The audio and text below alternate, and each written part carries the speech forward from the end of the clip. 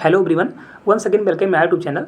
जैसा आप सभी को पता है 20 अगस्त को सीटेट का एग्ज़ाम होने वाला है। इस बार जो पेपर होगा वो पेपर ऑफलाइन होगा। इससे पहले पेपर ऑनलाइन होता था। ठीक है, आपके पास ओनली 30 डेज बचा है। अब 30 डेज की क्या स्ट्रैटेजी होनी चाहिए, क्या रणनीति होना चाहिए, हम आपसे इसी पर डिस्कस करने वाले हैं। बहुत लोग कह रहे थे कि पेपर ऑनलाइन था तो ज़्यादा सही था, इस बार पेपर ऑफलाइन हो गया है, थोड़ा प्रॉब्लम होगी। मैं आपको बता देना चाहता हूँ, सीटेट का पेपर ऑफलाइन है तो आपके लिए बहुत अच्छी चीज़ है, क्योंकि सीटेट में आप ये जानकर चलिए कि पैसेज बहुत मायने रखता है। ठीक है, सीटेट के एग्ज़ाम में, क्योंकि आपको 2 पैसेज आपको हिंदी में देखने को मिल जाते हैं। अगर आप इंग्लिश लिए हैं तो आपको इंग्लिश में भी 2 पैसेज देखने को मिलते हैं। अगर आपने संस्कृत लिया है तो संस्कृत में भी आपको 2 पैसेज देखने को मिल जाते हैं। ओवरऑल अगर देखा जाए तो 4 पैसेज देखने को मिलते हैं। 30 क्वेश्चन आपको यहीं से देखने को मिल जाते हैं।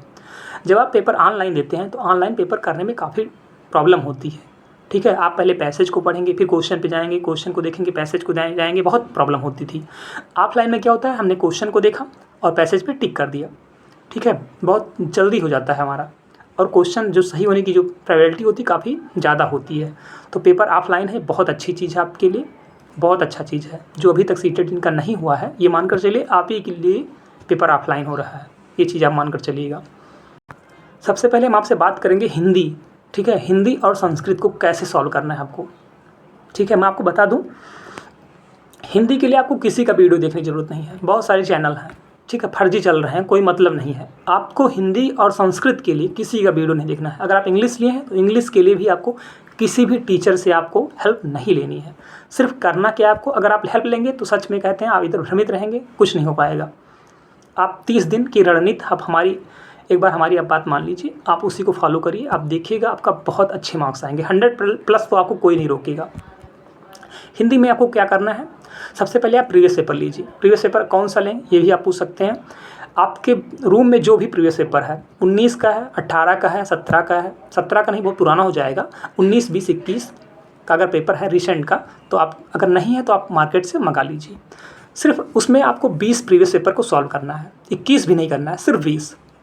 आपके पास 30 दिन बचा है, आपको 20 पेपर सॉल्व करना है, पर डे एक पेपर। ठीक है, मान लीजिए आप पेपर को सॉल्व कर रहे हैं, सपोज दैट जैसे ये हमारा ऑफलाइन का जब एग्ज़ाम होता है तब का पेपर है, हम इसे भी रखे हुए हैं।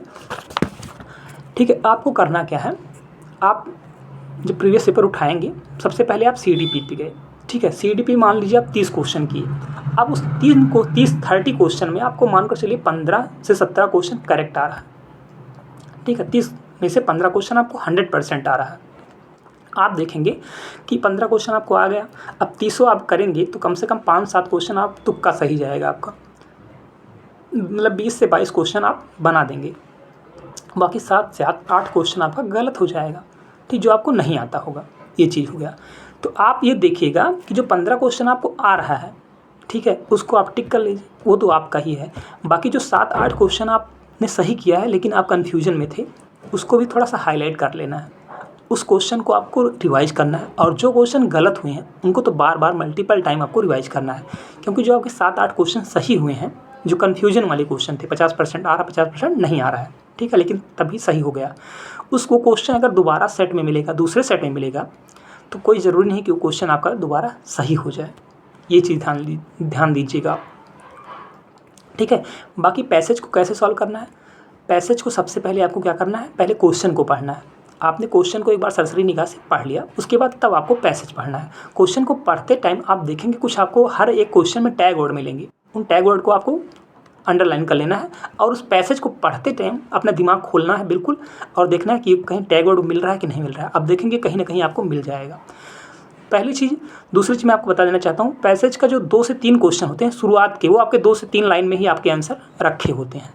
ये आप मानकर चलिए, शुरू के आंसर आपको पहले, और लास्ट के जो क्वेश्चन रहेंगे वो आपको लगभग ग्रामर के ही मिल जाते हैं। ये चीज़ हो गया। तो पैसेज को सबसे पहले आपको क्वेश्चन पढ़िए, उसके बाद आप पैसेज पे जाइए, आप देखेंगे आपका समय भी बचेगा, और जो सही होने की जो प्रोबेबिलिटी होगी काफ़ी हद तक सही हो रहेगी। ये चीज़ हो गया, ठीक है। पैसेज के लिए आपको सिर्फ प्रीवियस पेपर 20 पेपर आप अच्छे से कर जाइए, मैं गारंटी लेता हूँ 26 से 27 क्वेश्चन आप 100% सही करके आएंगे। यही रूल आपको संस्कृत में भी फॉलो करना है। अगर आप इंग्लिश लिए हैं तो आपको इंग्लिश में भी यही रूल अप्लाई करना है। सबसे पहले इंग्लिश का आप पैसेज का क्वेश्चन पढ़िए, उसके बाद में फिर पैसेज पे जाइए, आप देखेंगे आप बहुत अच्छा करके आएंगे। पैडागोजी में क्या, पैडागोजी में आप देखेंगे आपको सिर्फ प्रीवियस पेपर आप 20 पेपर कर जाएंगे ना, तो आपका जो माइंड सेट है काफ़ी अच्छा हो जाएगा, बहुत अच्छे से आप क्वेश्चन को कर जाएंगे। ये चीज़ हो गया। अब मैं आपको CDP के लिए बता रहा हूँ। CDP के लिए जीन पियाजे, वाइगोस्की, कोहलबर्ग, इन तीनों लोगों को तो आप अच्छे से कर जाइए। उसके बाद में प्रीवियस पेपर सॉल्व करिए। हाँ, अगर आप किसी का वीडियो देखना चाहते हैं तो आप, एक सर हैं रोहित वैद्वान सर, आप उनके वीडियो पर जा सकते हैं। ठीक है, CDP के लिए बहुत अच्छे टीचर, बहुत अच्छे से पढ़ाते हैं वो। बाकी उनके अलावा मैं और किसी को आप सजेस्ट नहीं करूँगा। रोहित वैद्वान सर को आप देख सकते हैं, सचिन सर को भी आप देख सकते हैं, लेकिन आप रोहित वैद्वान सर का ही देखिएगा, जहाँ तक मुझे अच्छा लगता है। बाकी आप और लोगों को अगर देखेंगे तो भ्रमित ही रहेंगे। किसी एक ही टीचर को पकड़िए और उसी से आप देखिए। ये चीज़ हो गया CDP के लिए। उसके बाद में आपको मैं बता दूं, EVS के लिए सिर्फ आपको क्या करना है, प्रीवियस पेपर, आप जब 20 पेपर को आप सॉल्व करेंगे तो जो क्वेश्चन नहीं आ रहा है उस क्वेश्चन को हाईलाइट करना है, बार बार उसी को रिवाइज करना है। उससे बाहर आपको जाना ही नहीं है, प्रीवियस पेपर के बाहर। सिर्फ 20 पेपर को आप अच्छे से कर जाएंगे, 100% मैं गारंटी लेता हूँ आप 100+ करके आएंगे, ये जान लीजिए आप। और मैथ के लिए भी आपको यही करना है, प्रीवियस पेपर को आप सॉल्व करिए, जो क्वेश्चन गलत हो रहा है उसको आप कहीं नोट डाउन कर लीजिए और उसको बार बार प्रैक्टिस करिए। ठीक है, अब आपको करना क्या है, मैं आपको एक बार फिर से बता दूं। आप अभी से अपने 20 सेट आप सॉल्व रख लीजिए कि हमको यही 20 सेट ही करना है। ठीक है, 20 सेट, 20 से आप 21 भी मत करिएगा। पर डे आप एक सेट करिए। जैसे आज आपने किया, कोई ज़रूर, अब आप कोशिश करिए कि एक बार जब बैठें आप तो 2-2.5 घंटा 3 घंटा जितना टाइम में हो जाए, या 4 घंटा लग जाए, कोई दिक्कत नहीं है अभी। ठीक है, आप उसको एक ही बार में करिए। एक बार में आपने पूरा बना लिया क्वेश्चन, ठीक है, आप रख दीजिए, थोड़ा सा आप रिलैक्स कर लीजिए, पानी वानी पी के 10-5 मिनट इधर उधर घूम लीजिए। उसके बाद दोबारा फिर जब बैठिए आप, फिर आप देखिए हमारा क्वेश्चन कहाँ से गलत हो रहा है। अगर आप 2 घंटे 2.5 घंटे ले रहे हैं पेपर सॉल्व करने में, तो आप मान कर चलिए 3 से 4 घंटा आप लीजिए क्वेश्चन को चेक करने में कि क्वेश्चन गलत कहाँ हो रहा है। और जो क्वेश्चन गलत हो रहा है उसको बार बार आप रिवाइज करिए, बार बार रिवाइज करिए। और दिन में सिर्फ 1 प्रैक्टिस सेट करिए, 10 प्रैक्टिस सेट करने की ज़रूरत नहीं है, क्योंकि अगर आप 10 प्रैक्टिस सेट करेंगे, 2 या 3 करेंगे, तो आप उस क्वेश्चन को जो गलत हो रहा है उसको आप टाइम नहीं दे पाएंगे।